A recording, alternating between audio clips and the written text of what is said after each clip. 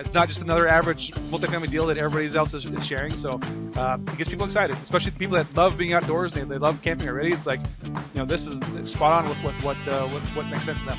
Hello, and thank you for joining us today on the Gentle Art of Crushing It show, where we focus on learning and sharing with our listeners all there is to know about how to create success in our lives. This show stands on the shoulders of giants. Our mission is to empower and inspire our listeners to create the life of their dreams whilst having a blast in the process. Let's celebrate life together. Welcome to the show. All right. Welcome back to the Gentle Art of Crushing It podcast, Passive Investing Edition. My name is Randy Smith, and I'm your host today. And our whole goal on this show is to help educate and inspire the passive investor. And I think we've got a fantastic show for you here. We've got Don Spafford with us today. Don, welcome to the show. Thanks, Randy. My pleasure to be here. All right. Well, as we do, why don't we just hop right in, and can you tell us a little bit about yourself and how you have arrived to where you are today? Yeah, I'll try to keep it as brief as possible. But so my background is all around finance. Honestly, I have degrees in finance, banking, investment science, portfolio management, and accounting. So I had planned to become a financial advisor, wealth manager type of position. But by the time I finally graduated with all those degrees, going part-time, so I was trying to raise a family at the same time. So I finally graduated in spring of 2008. And so by the fall of 2008, as you know, most of those financial firms were either going out of business or laying people off. So it was not a very good time to be looking for positions in that field. So, sure. Lucky for me, I at least had a decent job at the time. I was still working in the financial industry. And so I just decided to hold on to that job I had at least. It was secure. I wasn't at risk of being laid off at all, but definitely was not the hopes and dreams I was looking for. In fact, I was planning to go on and get a master's degree even, and possibly even doctorate. But then I decided, at that point, I was like, well, what good's that going to do me if there's no jobs? It doesn't matter how much education you have. So, yeah.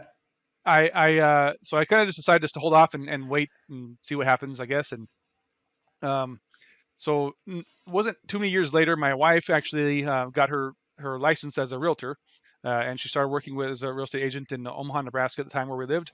And some of her very first clients were investors, and that's kind of really where I had my eyes opened for real estate investing. I think myself, as most people that don't know anything about real estate at that time, like me, is that I always thought real estate was for the ultra wealthy and rich. You think of Donald Trump stuff with you got to be a billionaire to really do anything with real estate. So I was shocked to learn that the average guy can still invest in real estate and get started. So I knew nothing about it, so I didn't know about all the average people like myself that were investing in real estate at the time. So anyway, I started getting my education on that. I read books, and by the time we were ready to try to start investing in real estate, we actually decided we needed to move from Omaha, Nebraska, to Idaho Falls, Idaho, where I'm at now. And so I put all that on hold. I didn't want to try, managing properties from long distance. I wasn't ready for that just yet. So we just waited, moved out here in 2015. And about a year later, after getting settled in, got back into it and rediscovered everything and discovered Bigger Pockets, which I'd never heard of before that. And that was really where I really ramped up my education and my motivation as well, listening to their podcasts and their webinars and their challenges they do and things like that. So that got me motivated to really push forward and find that first deal. So I was analyzing properties every day, looking on the MLS and off market things as well, and discovered a fourplex that checked off all the boxes. It had great income, had great potential to increase rents and whatnot, and it was here in my backyard pretty much. And I found a local lender that does a 10% down payment, and I discovered I could leverage my 401k. So I actually borrowed most of that down payment from my 401k to purchase that property. So, it was one of those scary moments, I guess, because there was a lot of things that could go wrong. I still didn't really know everything I needed to do, but I knew enough. I felt confident enough that, and I knew I had to get started. My analysis was strong. I trusted the numbers. So I was willing to take that risk, even borrowing from my 401k. That's risky, but I was like, I've got to get started, and this is how it's going to happen. So we closed on that in June of 2017, Okay. And through a series of other events that kind of followed after that, just we'll call it the momentum of this train going right after that first property. It took a while to get the next ones and move on, but then I started getting to some commercial things. I got to a land flip deal, and I got to a couple of development projects, and ultimately I landed where I'm at today with Happy Camper Capital, and we are purchasing and syndicating RV campgrounds, resorts, and marinas. Wow. So that's within that more or less that 5-year time frame. It was pretty exciting to kind of look back and see that progression. I never would have imagined buying that first fourplex that 5 years later I'd be, part of these groups, building or purchasing multi-million-dollar projects. Yeah. So it's quite incredible once you see that can happen to anybody. So I tell people, that the sooner you get started, the better, because that 5-year period took me 5 years. It may take somebody else 2 years or 3 years or maybe 10 years. But in any case, even no matter how long it takes you, Yeah. you can get there a lot faster through real estate than if you don't do real estate. So I tell people Absolutely. just get started. That's the important thing, is just get started and get that momentum going. I love it. Wow. So that is a mouthful. You covered a lot of ground there Yeah. very quickly. And I agree with you. You hear some other folks in the space, they talk about the magic of that first deal. And once you get that first deal, things have a tendency to go very, very fast, right? Because we sit on the sidelines and we're scared to death to jump in. But once we do, we've built up all of this knowledge and all of this, podcast university education that we get. And then we're just, we're ready to go. So, and what's the saying too? It says we often overestimate what we can do in a year and underestimate what we can do in 5 or 10. And clearly Yep. you are a good example of that. So I'm always fascinated. I hear this path of people getting educated in financial services or financial advising. They either go into that space or they get derailed, but then they end up in real estate. So with that being your path, I'm curious, what is it? Was real estate investing always in the back of your mind, or was it something you ever even thought about before you found Bigger Pockets and the other books that you started reading? Oh, I first thought about it back in 2008 during that market crash when all the housing prices came down. That's really when I first got interested in it. But before that, I was, since I was very young, I was always interested in money and finance and numbers. So at the age of even 14, I had my first job at 14, and so I was even at 14 years old. We're talking about pre-internet days, really. So I was checking stock prices in the newspaper ads, every day, because I was interested. I wanted to follow this, and I wanted to learn it and understand it, because I saw that as how the path to become a millionaire or whatever, to have that Sure. financial freedom is through investing. 'Cause that's all I understood or knew, and that's all I ever saw. And so real estate was never on my radar. If it would have been, I obviously would be in a much better position today. I would have started as soon as possible, like at 18 years old, buying a house hack or something. But Yeah. so I was always going after more that stock option to get these stocks. They're going to just multiply in value and become wealthy like that.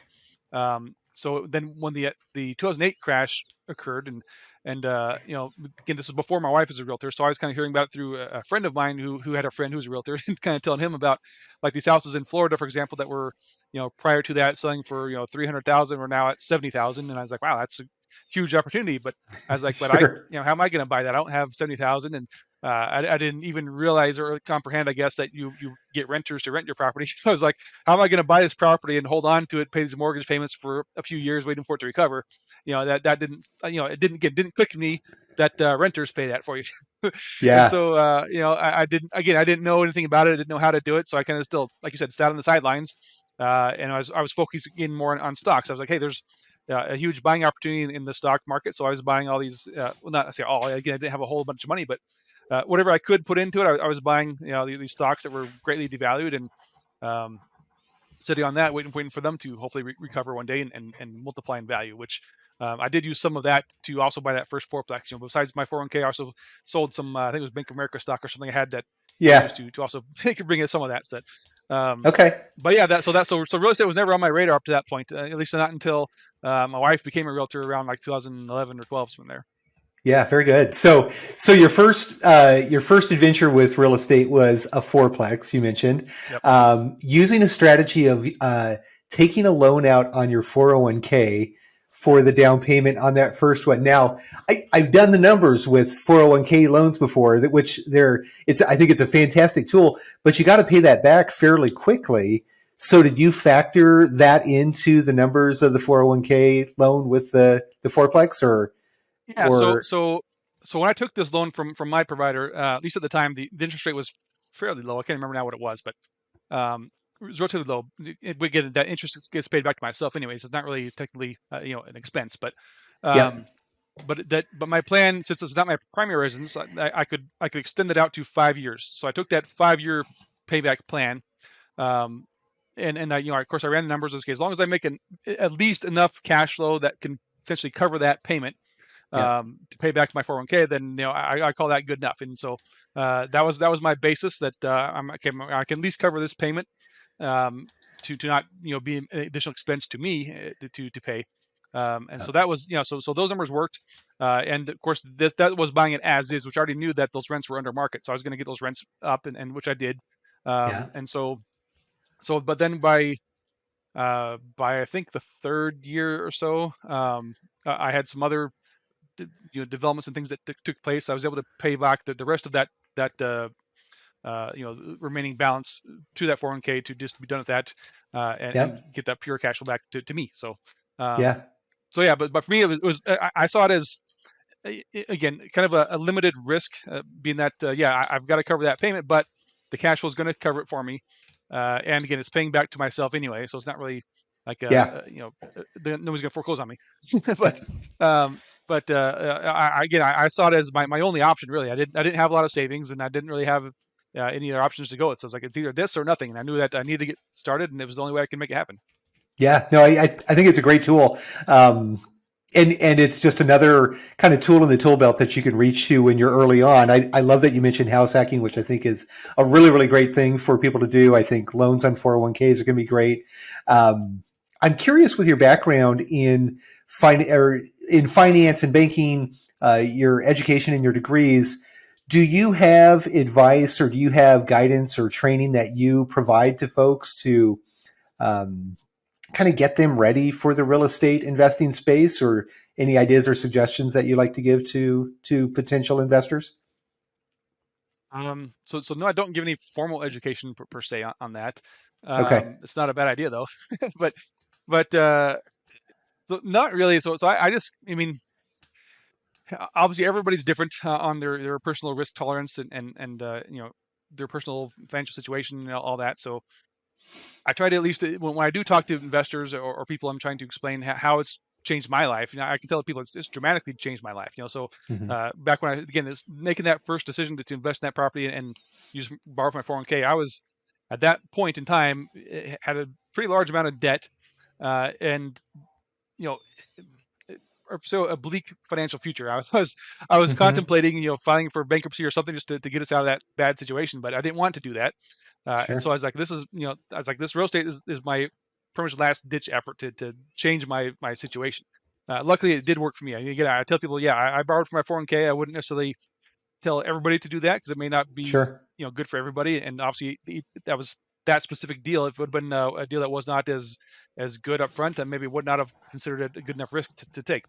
Yep. Um, but yeah, so for me, I go over people and help when I do talk to investors. Again, I talk to them about their personal situation, how much savings they have, how much income they actually earn, what options they have available, if they have an IRA or 401k or something they could borrow from if needed, Yeah. and what that would look like. And of course, each custodian of those plans may have different rules, or things that pertain to taking a loan or anything. Yeah. And again, I try to explain to people, so I did not withdraw from my 401k. I just took a loan, which is very different. Hmm. So, Yeah. so don't withdraw from those accounts if you can avoid it. But so I mean, I just go over what worked for me. And I tell people what the options I have, and if when we discuss with them what they may have available, I'll at least put that out there, that people like myself, I didn't even know you could take a loan from your 401k to invest in Right. real estate or something. So I tell people, it's like, sometimes you think, yeah, you don't have much in savings, but you may have cash available that you can use for something better. And again, in my case, my 401k, for example, I say, okay, if I would have left that money in my 401k, my 401k was doing pretty good during those years, right? As Hmm. most that the markets were going up and whatnot. So yeah, I would have gotten a pretty good return. But on that amount that I took out, which again wasn't really that much, on a 10% down payment on this property, so that I was like, that little bit I took out would have earned, maybe even at best case scenario, say 100%, doubled its money in that time frame. that still pales in comparison to the value I've gotten from that property that is Yeah. increased in value, double or triple the property value. Wow. So basically, I put down $26,000 down payment on that property. Earlier this year, I did a refinance on it and pulled out over 100,000 of free cash, from that property, and it still cash flows just as good as it did before I refinanced it. So it's still cash flowing like Unbelievable. $1,200 a month, and I got 100,000 plus to reinvest into something else. So yeah, that's well worth it for me to take out anything for my 401k, and I would even, if they would allow me to, I'd probably pull out all my 401k to Sure. just reuse it, because I mean that value I've gotten out of it has multiplied in more value than what my 401k total balance is anyway. So it was Yeah. definitely well worth it for me and a great decision, and I do not regret it. No, yeah, and I think that just talks to the power of real estate investing. It talks to the power of starting early, talks to the power of creative financing. And, folks that are just getting started in this space, you think that you've got to have these big buckets of cash sitting on the sidelines in order to get started. And you just don't. Get in a community where you get around people that are doing some of these creative options, and you'll find that you probably have more options available to you than you ever could imagine. So this is just a really, really great example for that. So thanks for walking us through it. So you got your fourplex. That's obviously done unbelievably well. You've got, it says you did some land flipping. You've done a few other things, but now you arrive at this space in the RV world, which is super intriguing and exciting to me. I'd love to hear more about this, because this is not one that I know anything at all about, other than the fact that there's RVs and people probably pay to rent them out or something. So yeah, tell me all about that if you can. Sure, yeah, and honestly, I'm excited to talk about it. I love this space, and I'm still relatively new to myself. I only discovered about a year and a half ago that you can invest in campgrounds. Okay. So yeah, so going back, let's say, 2 years ago, early of 2021, I was really at that point really pushing forward to get into commercial real estate. Seeking after multifamily properties, ideally was what I was doing. I was already involved in a large multifamily development project, but I was still trying to find some existing multifamily to either purchase as a JV deal with some other partners, or to take and syndicate with some other deal sponsors. But for me at that time, even nothing was really penciling out. Nothing met my return criteria that I was looking for. That's something that I would Mm-hmm. feel comfortable asking somebody else to invest in, especially. I don't feel comfortable putting other people's money at risk. So I was not finding anything that was meeting those returns, and so I was just desperately looking for something else. And so I started looking into other people's deals that they were putting out, some syndications. I'd gotten to meet many other multifamily deal sponsors, and so I was looking at dozens of different offerings that they were putting out that people were investing in. And honestly, for me, again, I was not excited by what I was seeing. The numbers weren't great. They were good. I'm not saying they were bad or anything. They were decent, and of course, real estate is safe. You get the tax benefits and everything, but overall, I was like, didn't get me excited. I was Mm-hmm. probably more excited just to invest in Tesla or something instead. But so I was just patiently waiting and looking for something better. There's got to be something else out here. And so I listened to a lot of podcasts, and that was big part of my education was just listening to podcasts, listening to other people's experiences and what they're doing, and learning about all these different tactics that are out there. So about a year and a half ago, mid 2021, I heard on a podcast somebody else talking about campgrounds, and I was like, oh, that sounds interesting. So just to give a little bit of context, where I live in Idaho Falls, Idaho, we're about 90 minutes from Yellowstone Park. So Mm. it's mountains around here. It's a big camping area. Lots of people go fishing, hunting, all that kind of stuff. So most of my neighbors have RVs or campers, or so they're out just about every weekend camping. So I was like, okay, this could be an interesting niche here.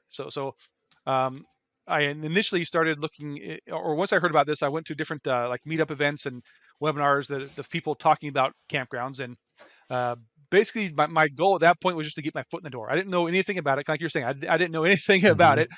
Mm-hmm. Um, but I knew that there was potential there. So I was like, if nothing else, if somebody's buying campgrounds, somebody might want to buy in this area. Being close to Yellowstone makes sense. So I was offering to be a boots on the ground. I could go check it out, take videos, whatever needed to be done, be an asset Mm-hmm. manager nearby, and obviously, if needed, my wife can help with the purchase, with her real estate license. So that was my initial objective, just to get that and get my foot in the door, maybe get a small piece of property. And in talking with different people in that space. I ran into a couple guys who had just closed on their first property and were looking to grow their team and to do more. They wanted to scale and acquire more properties, and so they needed help. So we talked about it and discussed, I guess, my skills or or what I was looking for. I was Mm-hmm. still looking for properties. I was also looking for partners, and so we kind of checked off all the boxes for both of us, for what I was looking for and also for what they were looking for. And again, the numbers that they were telling me, that what the kind of returns they were getting on these properties, just kind of blew me away. And that's kind of why I was like, Mm-hmm. well, I'm definitely investing with you guys, if nothing else, because I do see the potential here. And something else that kind of really got me excited was when I talked to my neighbors about this. So many of my neighbors are I'd say, relatively high income earners, but none of them invest in real estate. I'd approached them previously about investing with me in some multifamily deals or some Mm-hmm. even that land flip deal when it came up. I said, hey, you can join me with this land flip deal. But none of them understand real estate, and so they don't really. They're too scared of it, and it's not their wheelhouse. They stick with their IRA. So, Sure. um, but when I mentioned to them that campgrounds is something they can invest in, that piqued their interest more, because this is now something Hmm. they understand. They use campgrounds, Mm-hmm. so why not be invested in? It's kind of like if you were, say, an iPhone user, why not buy Apple stock? Kind of Yeah. makes sense along those lines. So that got me excited too, thinking, okay, there's a whole group of people here that may not otherwise invest in real estate that could be very well interested in investing in campgrounds. Hmm. And so yeah, so that's kind of how I got involved, and so I met these guys, and they invited me to join them, and I said yes. I was I thought about it for a minute first. I was like, do I want this? I don't. Again, I didn't know anything about it. I was involved in a couple of multifamily mastermind groups and everything, and I was like, how is this going to look if I'm not doing multifamily now or something? Mm-hmm. But the way I looked at it, I thought about it for a minute, and I was like, okay, I saw the potential. I saw some where things were headed, and I saw the growth of the RV sales and all that, and Yeah. I was okay. So I thought about the future. I looked at that. I was like, 3, 5 years from now, if I look back, am I going to regret not taking this chance to get involved and be with this group and invest in campgrounds? Yeah. And I decided, you know what, I don't want to regret that. So I was like, what have I got to lose? I can give it a chance, give it a shot. If it doesn't work out, then great. At least I tried, and I won't Yeah. regret it. But if it does work out, then this could be the answer I've been looking for. So yes, that was officially November of last year, 2021. I joined up with Happy Camper Capital, and we've had an explosive year this year alone already, and next year is setting up to be even better. So I definitely love this space, and I really love what we're doing, and getting to talk to people, of course, like yourself. Most investors I speak with have never heard of investing in campgrounds before, so it's Yeah. something new and exciting. People like to hear about. It's not just Yeah. another average multifamily deal that everybody else is sharing. So it gets people excited, especially the people that love being outdoors and they love camping already. It's like, this is spot on with what makes sense for them. So, and there are some trends in the camping and RV space over the last few years that really make this kind of an opportune time to invest in the space. Can you talk a little bit about that? Yeah, definitely. Well, obviously, as you know, I'm sure campgrounds have been around forever. It's not something Mm-hmm. new, right? These have been around for decades. A lot of the properties that we purchase are generational owned. Through their great grandparents may have started or something. So, um, but with I think a lot of this has to do with the pandemic, as many people have mentioned. The pandemic didn't really change trends; it just kind of pushed trends forward the direction they were already heading. Kind of gave a boost to everything, like Zoom calls and things like that. So the campground space was already being popular, but it just now propelled it forward because of I think a couple reasons here. One is that people were now able to work remotely, so you get a lot of people that are now no longer tied down to have to stay and live where they're at. They can now live on the road and Mm-hmm. call a new city home every month if they want. So Mm-hmm. people have that mobility to travel. So you get people that are taking out in their RVs and living in their RV and traveling the country, working from home. So they're staying in these campgrounds because they, of course, have the amenities to keep the family entertained and take good showers and all that kind of Mm-hmm. stuff. So that's a big part of it. And then also, as of at least the last couple of years, the largest group of new RV purchasers are millennials.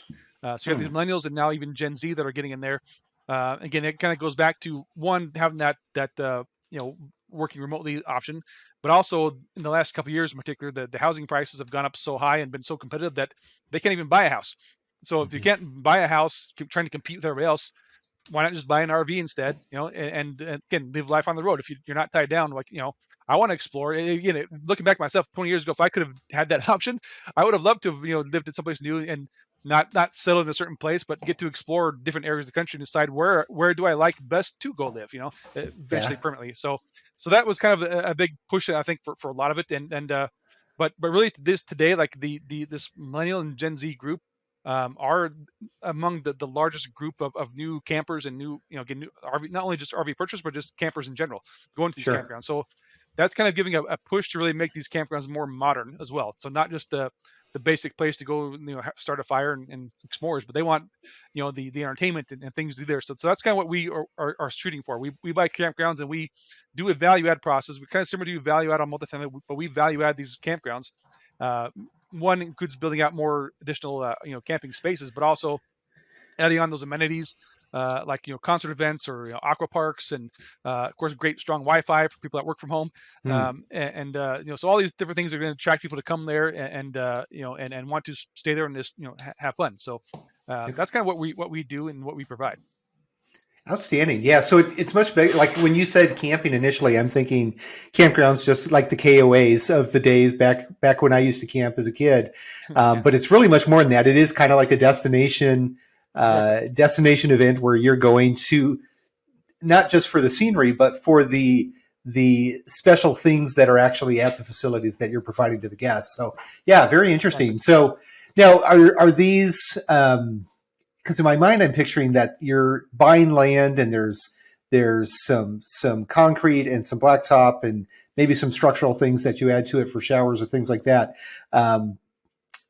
Is this primarily a land play, or is this, like, if you were to look at, like, what percentage of this is actual, like, CapEx that you're using, or hardscapes or those types of things? I don't even know the terminology to ask the question, but yeah, I'm curious. Yeah, no problem.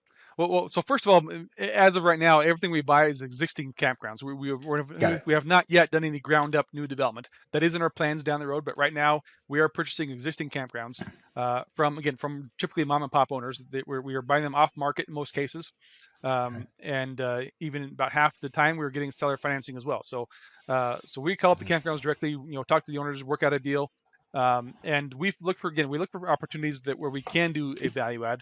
But we look for them that obviously that they are up to already be existing and doing well as is. So we can just buy these turnkey and still give a great return to our investors without doing anything.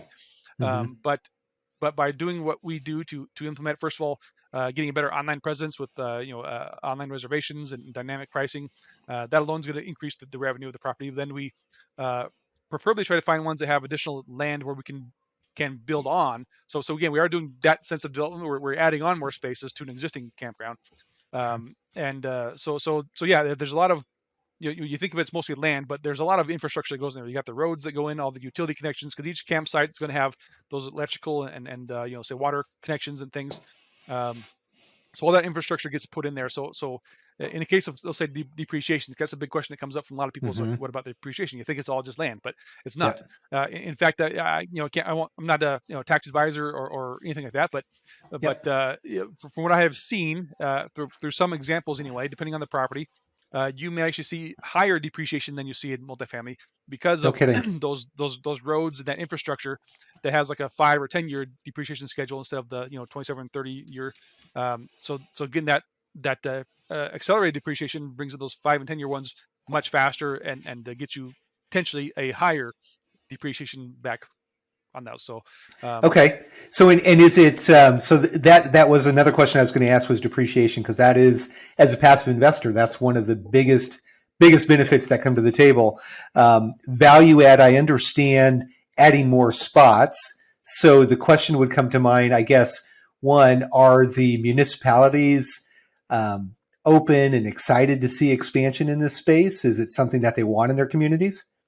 Yes, definitely. So these are, again, to keep in mind, these are not mobile home parks. So just right. to give people, this is a totally different thing. Mobile home parks have definitely a stigma, and as far as I know, in most cases they're not allowed to build new ones. Yeah. These campgrounds, though, they are, as you mentioned before, these are vacation resorts. So these bring tourists essentially to the area. So municipalities love them because they're going to bring in additional expenses for the community. I don't have the numbers in front of me now. We were just at a conference this last week The Association of RV Campgrounds we did a big event in Orlando last week. We were there with a booth and talking, but Awesome. they put out some statistics. I don't remember off the top of my head, but it was something like for every campground or every individual camper in a campground brings in about I want to say it was $100 or something to the community in general, just in tax revenue from so Yep. they come to our campgrounds, of course, for to have a place to stay and entertainment, but they still go out to the cities nearby to go do other things and go to restaurants and that kind of stuff. So they still Yeah. bring money to the community and all that. So yeah, the municipalities love them. There's a lot of new campgrounds being developed right now as is, because there is a huge demand for them. Yep. Very good. Yeah. Thank you for that. And that makes perfect sense. And thank you for clarifying the difference between mobile home communities as well, because I can see why a municipality would want this type of clientele coming to their communities, because these are people escaping the city, trying to get out. Normally they might be going and spending hundreds of dollars a night at resorts, whereas in this case, maybe it's a little more economical, and then they can spend some dollars in the community. So that makes a ton of sense. Now, from an operator standpoint, I know in the multifamily space and a lot of the other ones, they start looking at other ways to add value. So are you guys charging fees for internet, or charging fees for showers? Or are there ways for you guys to make extra dollars, maybe premium spots or something? Is there ways that you're driving additional net operating income as well? Kind of all the above and more. So what's great about campgrounds is you're almost, I'd say, unlimited on as far as what you can do to it to increase revenue and the potential there. So yeah, there's what we focus on with Happy Camper Capital. We are after the more transient type of campgrounds and campers. So even within the campground space, you got two types. You got the long-term or seasonal renters that stay there, maybe 6 months or even longer term. Some areas like in Texas are big on such a long-term stay, so very much more like a mobile home park, but with RVs. Yeah. We are more on this transient side, so it's very much similar like a short-term rental, basically, which is why they do produce such high revenue. We've got like hundreds of short-term rentals on a single property, right? So, we got. You're going to have your nightly rentals, your seasonal rentals, any other long-term stays. So all those by themselves are going to produce different levels of income. And then, like you said, we do have those the utility chargebacks. Depending on the location of the campgrounds, we tend to charge for that internet connection fee. There could be all those other amenities that they're coming there for. They're going to pay to use like the aqua park or rent a boat or an ATV or go horseback riding, whatever it may be. These different things they can pay for to go do. Of course, the laundry services, showers, that kind of stuff. And then you're going to have usually a convenience store, so they're going to go and buy snacks and things. All those are bringing additional expenses or income. In some cases, we have some campgrounds that we are either have or we're installing a concert venue. So again, people that are in those nearby communities within an hour or two away want to come out for, again, they may not even have a camper or may not even go camping at all. They can just come there, have fun for a day, play on the lake, and go to a concert at night, and then go back home or stay there overnight in one of the cabins or glamping options we may have. We have some that actually have hotels on site as well. So there's many different options there that bring in, tend to be, I'd say on average, about maybe 10 different income streams per campground. That's just going to help build that revenue overall. But again, the great thing is there's almost unlimited upside potential, because anything you can think of, you could pretty much add in there. Even just you've got some water, even just a small pond. You could buy a couple paddle boards and just start charging people that are trying to paddleboard, $10 an hour, whatever it may be, and within a couple months it pays for itself, and then it's just generating income beyond that. And so yeah, it's pretty neat. Then when you think about that, there's it's not like you have a limited, like with multifamily. I use it for example. You almost have a limited as far as you can go with what you can do, because you can, even if you say put in gold-plated toilets, people are probably not going to pay $5,000 a month for a $500 apartment. So you can't really go beyond a certain point as much as you can do to really get past that market rent. But in this case, we're not just charging for the rent for the spaces; it's all the other stuff that people are paying for while they're there. Yeah, very good, very good. So it sounds like there's a tremendous amount of upside, and it's really it's a newer market. Yes, camping's been around forever, but this syndication model in RV space, right, in camping is fairly new. So I'm sure we're going to see this evolve.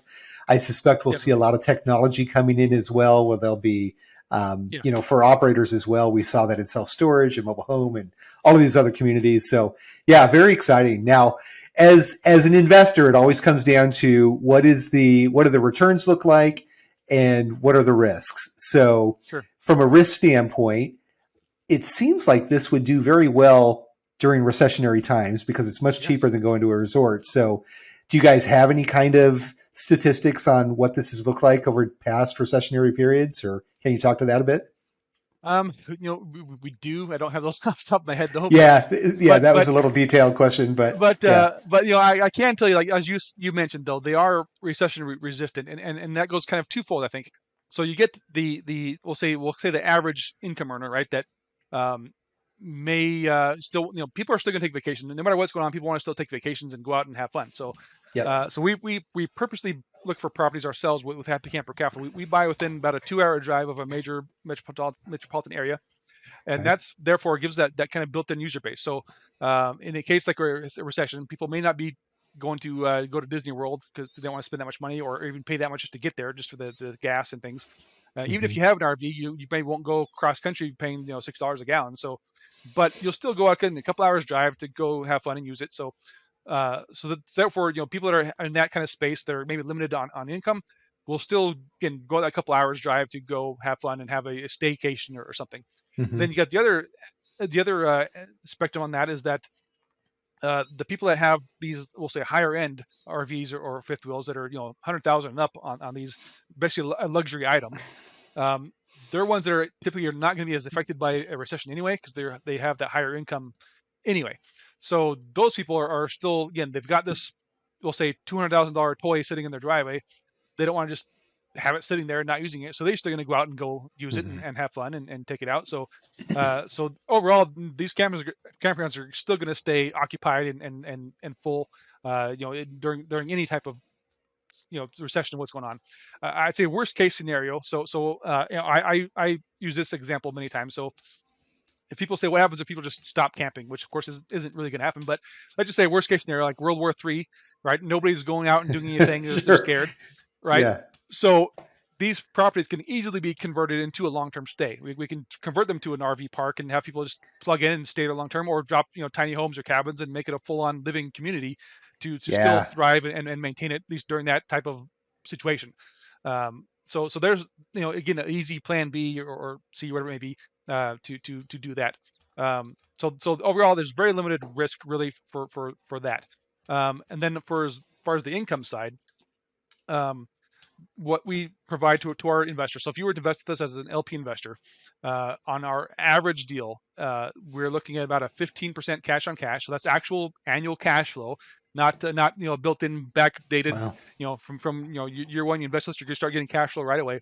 But the average of that 5-year period is about a 15% cash on cash, and then a 20% maybe plus IRR. So that works out about 2.5 to 3x multiple in that 5-year hold. So comparing that to what you see in most other multifamily deals or other things, where that's usually about double or triple what you're seeing in most other cases.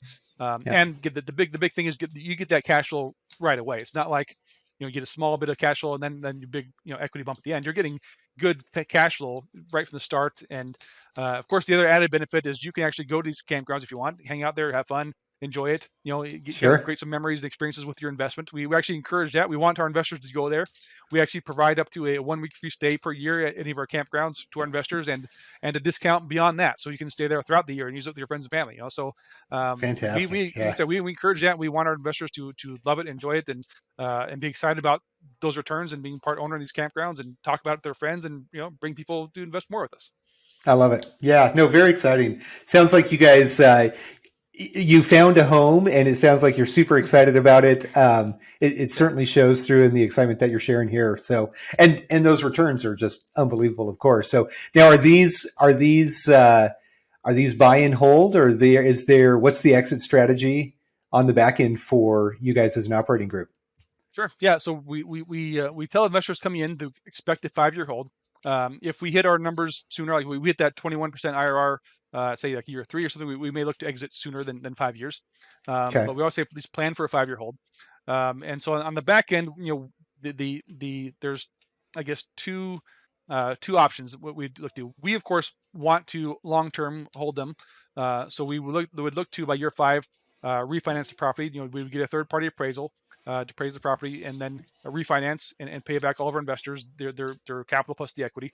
Plan B is if the space is just going insane, it's on fire, as we do predict it probably will be, because right now, as you mentioned, self storage and mobile home parks. Like if you look back 5 years ago, there wasn't a lot of people doing those, and all of a sudden everybody jumped in and that just went crazy. And so this Hmm. space is kind of like that right now. It's kind of that initial point where people are starting to take notice and go after it. So the next Hmm. few years, we see the space being a lot harder and more institutionalized than it is right now.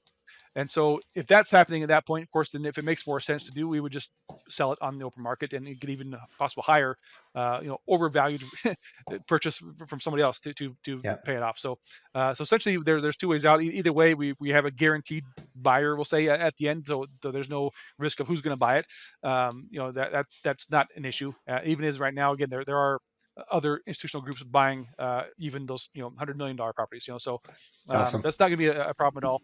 Um, so yeah, Awesome. Yeah. And I look down now, gosh, we're at 40 minutes. I feel like I could ask 30 more or 30 more minutes worth of questions here, but maybe we'll save that for another time. But I do like to finish, if I can, with just a couple of real quick questions, if I could. sure. I'm curious, in your real estate journey, obviously it's been a really neat journey from the fourplex all the way to what you're doing today. Can you talk a little bit about the resources you used, any specific books, any specific podcasts you can reference to help our passive investors to continue to become educated in the space? Sure. Yeah. Well, again, so for me, I'd say a great part of my initial education came from podcasts. Mm-hmm. At that time, but before I knew anybody in the multifamily space or commercial real estate, I was pretty much focused on the basic ones that helped me, which were not just real estate, it was also finance. So I really enjoyed back then. So I still give people that it's a great place to start. Of course, it's Bigger Pockets with all of their different podcasts they have now. Yeah. And aside from that, I listen to a lot, and I still enjoy it. Like the Choose FI is a financial independence podcast. The Mad Scientist. Uh, let's see here. Get Rich Education. Okay. Of course, the Gentle Art of Crushing It is a great podcast to listen to, Thank you. and Thank you. get your education and learn. So the point is that just on this podcast is not just to be entertained; it's actually to learn, be educated, and Yeah. hear of different options that are out there that people may not know about. And that's been a big part for me. And then as far as books go, again, I actually enjoy tax books. So the books on let's see, it's called uh, the Tax-Free Wealth by Tom Wheelwright. That's a great one. Yeah. Even being a tax book is not actually boring. It's pretty cool. They learn a lot Yeah. of good real estate tricks there. Um, the Richest Man in Babylon is a book I enjoy a lot. It's a Love quick, it. easy read, but lots of great just meat in there to pick up on and improve your own personal situation and control your spending, all those kind of things. Yeah. And then the book that I read right when I was buying that first fourplex that really helped me a lot is the uh, what's it called here, the book on managing rental properties. I think is what it's called by Brandon Turner, a Bigger Pockets, along with his Yeah. wife on that one. That was a great book to kind of learn how to manage a property really. So that was Yeah. a big one for me that helped early on. Awesome. Yeah, no, thank you for all of those. It's so neat. I could look down my bookshelf and see every one of those that you mentioned. So Sure. awesome suggestions. So, and actually, not a lot of people mention The Richest Man in Babylon, and I love parables. I learn better through parables. So that is one of my favorite books as well. Um, so yeah, how can our investors or our listeners actually find you if they want to learn more about Happy Camper Capital? Sure. Well, ideally they can come to our website, happycampercapital.com. Pretty Okay. easy to remember. Register there, just to get on our investor portal. First of all, there's no obligation with that. Just it gives you access to see the kind of deals we are doing. We do have deals for both accredited and non-accredited investors, so anybody's welcome to get on there. Currently, we do have a 506c, accredited investor fund that's open that we are currently focusing on that to bring in investors that want to be invested in multiple campgrounds. And then so you can go there. You can also find me there on the go to the About Us tab. You'll see our whole team there. You'll find my name. You can actually schedule a call with me directly there to get on a call and talk about your situation and what you're doing. And of course, Okay. you can also find me on LinkedIn. I'm very active on LinkedIn, and that's kind of been my home the last couple of years, just to be on that's pretty much my best social media spot is LinkedIn. I enjoy it there, and I'm quite active on there, putting different random posts and trying to have fun and educate people Awesome. too. All right, very good. And then one final question, kind of a fun one. Do you have a recent bucket list item you've checked off your list, and do you have one hopefully to be checking off in the near future? Trying to think here if I checked off one. I don't think I've checked off one recently. No. Okay. The big one that I plan to check off though, my wife was telling me to it's gonna be my 50th birthday thing, so we'll see if it can wait that long. But I want to go to Egypt. I love ancient Egypt and the whole culture and everything, and so I want to take a trip to Egypt, and so that's my big bucket list item is to go to Egypt. So that's gonna I happen love it. hopefully within the next 5 years at least. Yeah. There we go. From fourplex to pyramids, right? Very good. Sure. Very good. Right. Well, awesome, Don. It was, it was super fun having you on the podcast. I really enjoyed learning all about this space, or I guess probably really just scratching the tip of what we can learn in this space. But you shared the information with a lot of energy and excitement. So thanks so much for being on the show. My pleasure. Thank you for inviting me. And obviously, if anybody wants to learn more, feel free to reach out to me, and I'd love to talk to you. Outstanding. And to our listeners, I'll say as I always do, just continue to educate yourself. Continue to do the research that you need to do to get the confidence to make that first passive investment. Because once you do, we are so confident that you'll continue to go back to that space time and time again. So thanks again for listening today, and we look forward to having you on another podcast. Thank you. Well, there you have it, ladies and gentlemen, another episode of The Gentle Art of Crushing It. It was an amazing episode. We know we sure learned a lot, and we hope you did as well. We want to take a second and thank you so much for viewing or listening to this episode. And please just know that we only ask for one favor, and that is to make this life magnificent. Thank you, and have a wonderful day.